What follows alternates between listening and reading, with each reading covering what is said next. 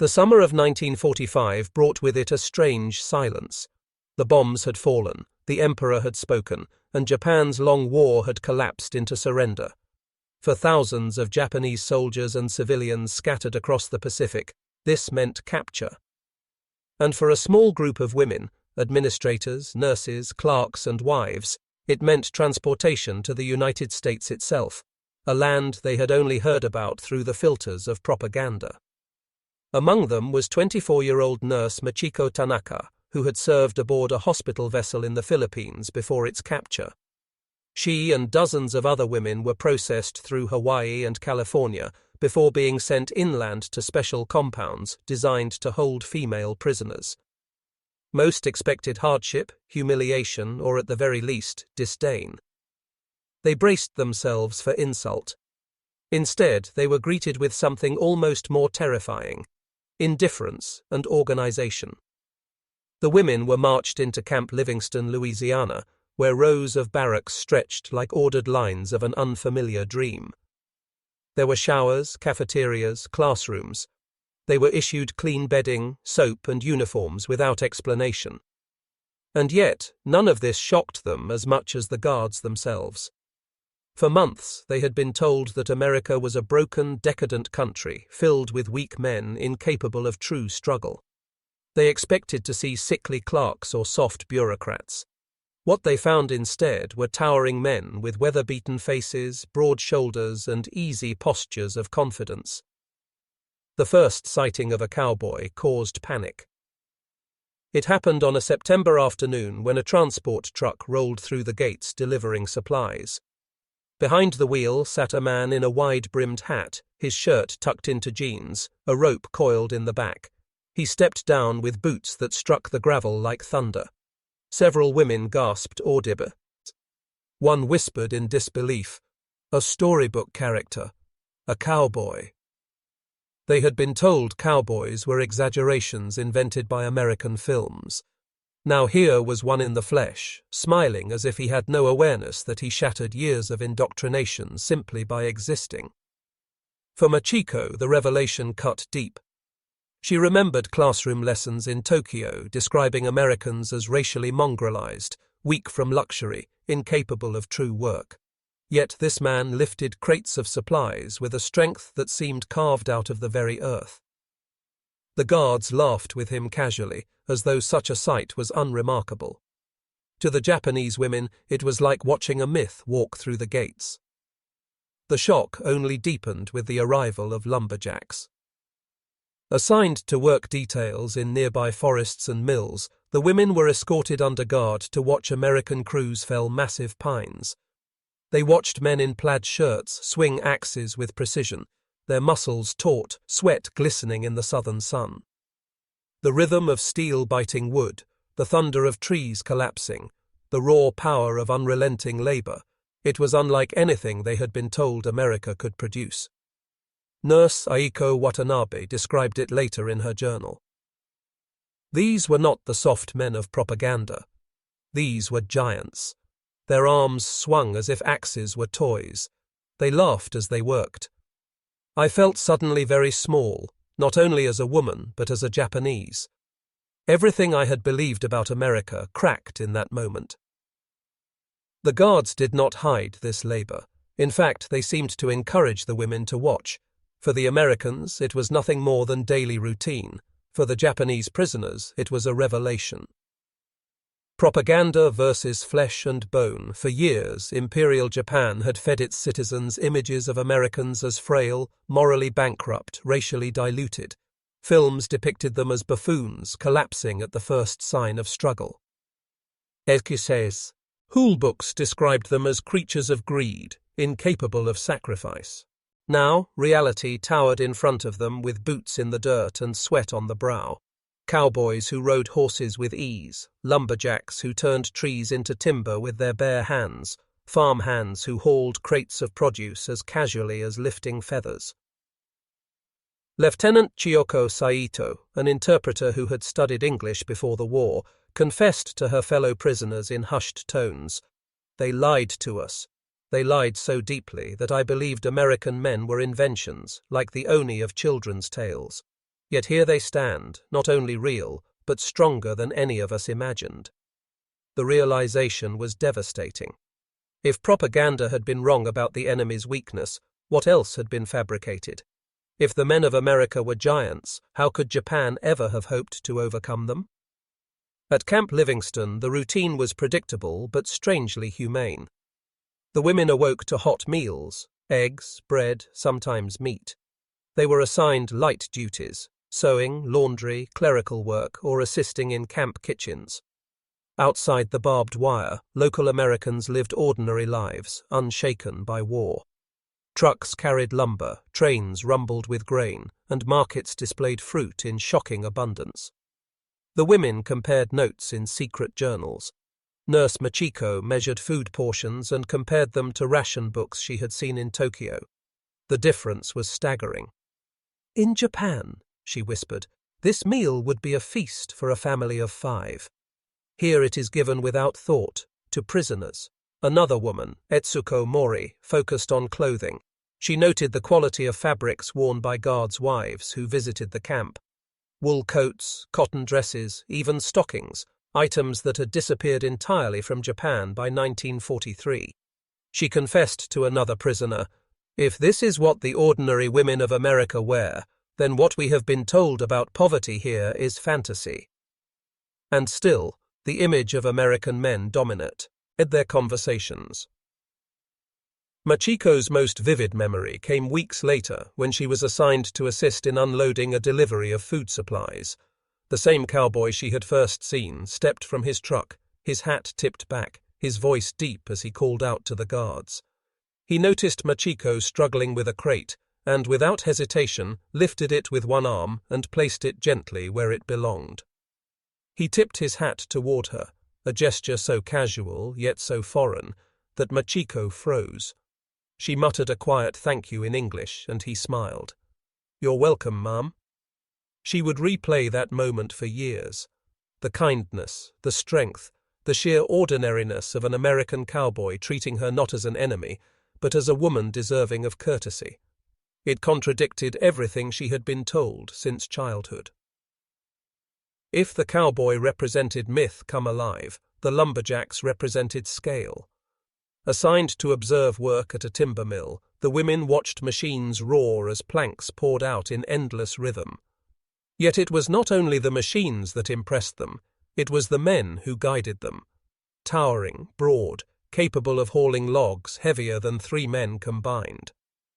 One Japanese clerk whispered in awe, "We were told they were soft, but these men are iron." The interpreter, Lieutenant Saito, recorded the moment in her notebook. "We lost this war the moment we misjudged the enemy. Their bodies alone tell the story. They are fed, strong, unbroken by deprivation. Our men march hungry, their men swing axes laughing." Psychological crises began to ripple through the camp. Some women wept quietly at night, realizing their families still starved while they ate 3 meals a day. Others felt shame, their indoctrination unraveling too quickly to process. The camp psychiatrist, Dr. Eleanor Stillman, noted in her report, "The female Japanese prisoners exhibit signs of disorientation, not simply from defeat, but from cultural shock. The physical presence of American men, their size, their demeanor, seems to have undone years of propaganda in weeks." Yet out of this collapse came something unexpected: curiosity. The turn toward learning. By October 1945, small study groups had formed in the barracks. Women who once whispered propaganda slogans now whispered about production methods, nutrition, agriculture. They began asking guards questions, not about military matters, but about daily life. How much milk does a farm cow produce? How many hours does a lumberjack work? How much steel does a factory pour in a day? One American guard laughed. "Why do you care?" The interpreter answered, "Because our whole lives we were told America was weak. Now we must know why that was a lie." The myth had been shattered not by lectures or leaflets, but by the simple existence of cowboys and lumberjacks. by sweat-stained shirts, by boots in the dirt, by casual gestures of kindness from men who had no need to prove anything. For Machiko, Hanako, Aiko, and the others, the question shifted. No longer, are Americans real? But, what does this reality mean for Japan's future? Part 2 would reveal how these women transformed from prisoners of disbelief into unexpected students of America's abundance, and how the myths of cowboys and lumberjacks shaped not only their captivity, but Japan's rebirth. The myth of American men had cracked open something deeper than propaganda. For the Japanese women behind the fences of Camp Livingston and Fort Sill, disbelief gave way to relentless observation. They were no longer simply prisoners, they were witnesses, cataloguing the evidence of a civilization that seemed to thrive on abundance rather than scarcity. Each day brought new revelations. When guards delivered milk, the women whispered about cows in Japan. A liter of milk per week had been rationed for children under 10 back home. Here, prisoners received glasses daily. When cowboys arrived with herds, their boots sinking into dust, the women measured the fat of the animals with their eyes. In Japan, meat was a luxury, consumed only on rare occasions. In Louisiana and Oklahoma, cattle filled entire fields as far as they could see. And when the lumberjacks returned with wagons of freshly cut pine, the women touched the planks in disbelief. In their homeland, families had donated furniture to melt down for the war effort. Here, Americans cut trees casually, replenishing supply as though forests were endless. Major Hatsuko Domoto, the logistics officer who had begun meticulous note-keeping, wrote in her notebook, "Every day confirms the lie.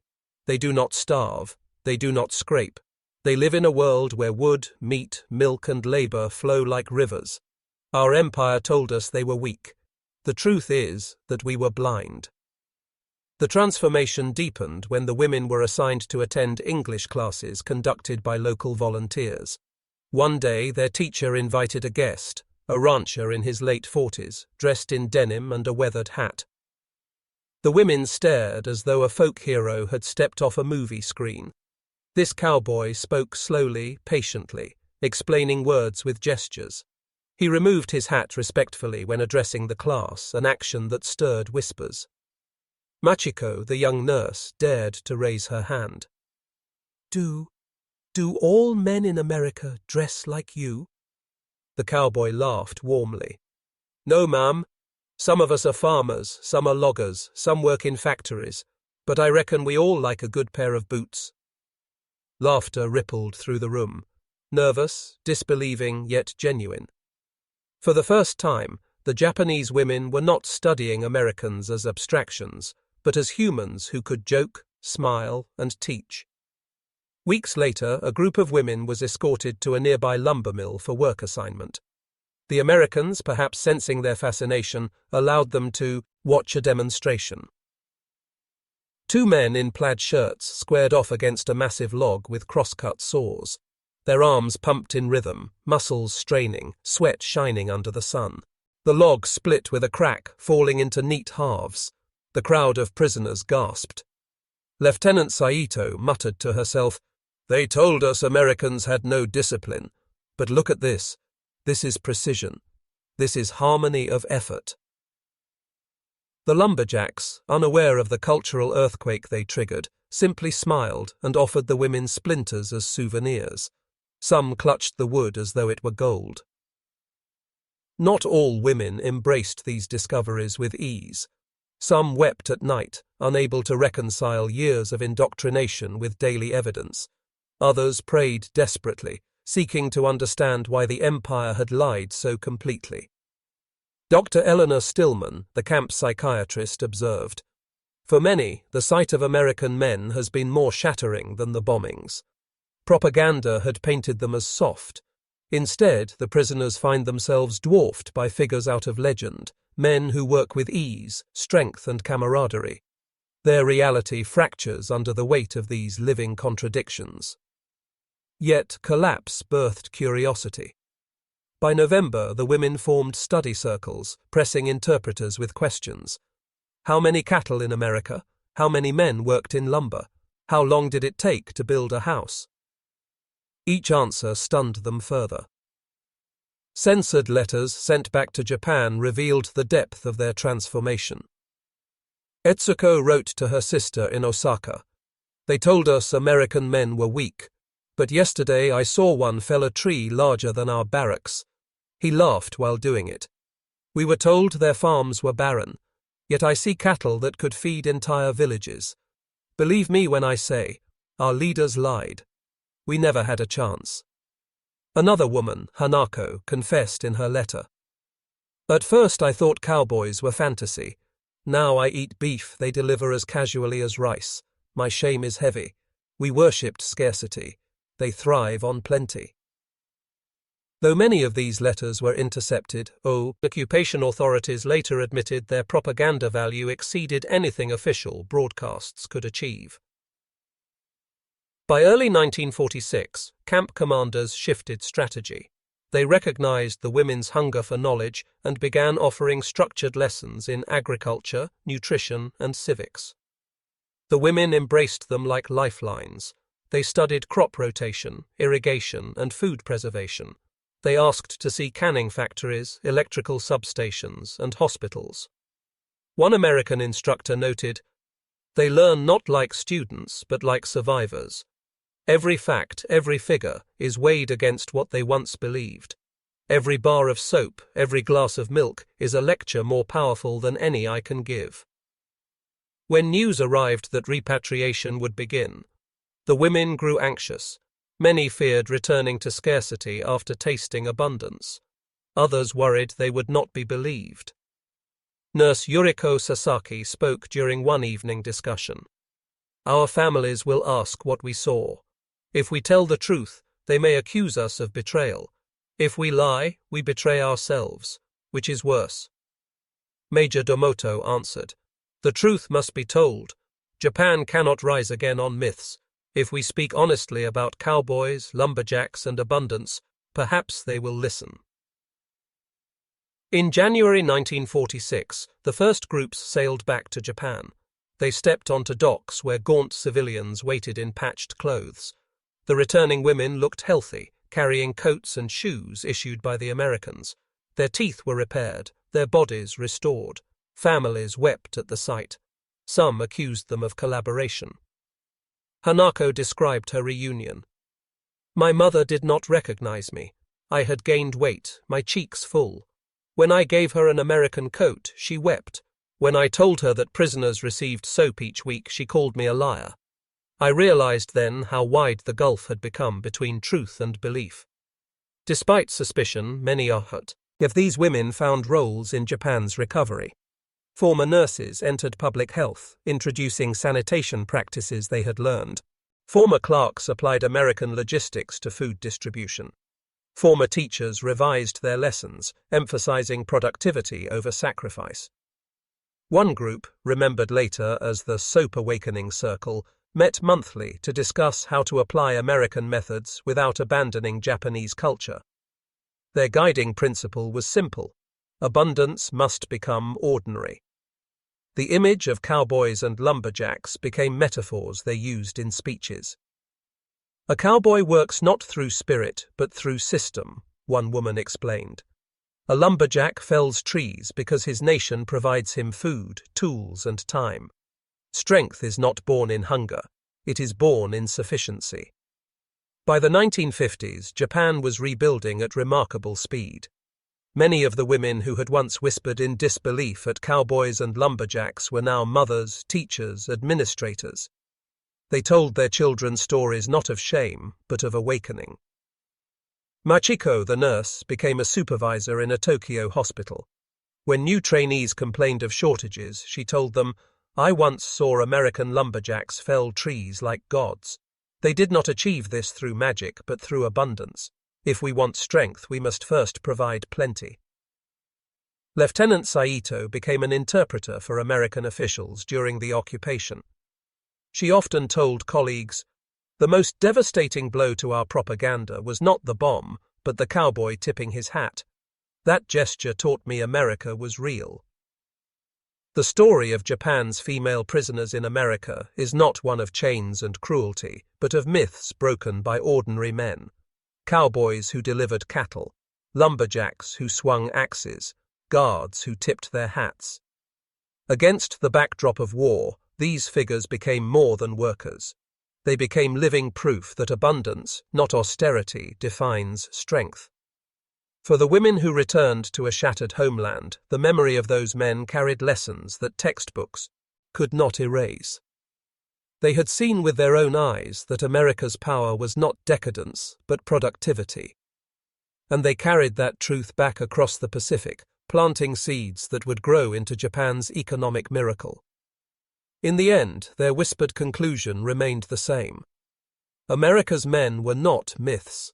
They were flesh and bone, sweat and laughter, cowboys and lumberjacks. And by witnessing them, the prisoners discovered not only why Japan had lost the war, but how their nation might one day rise again.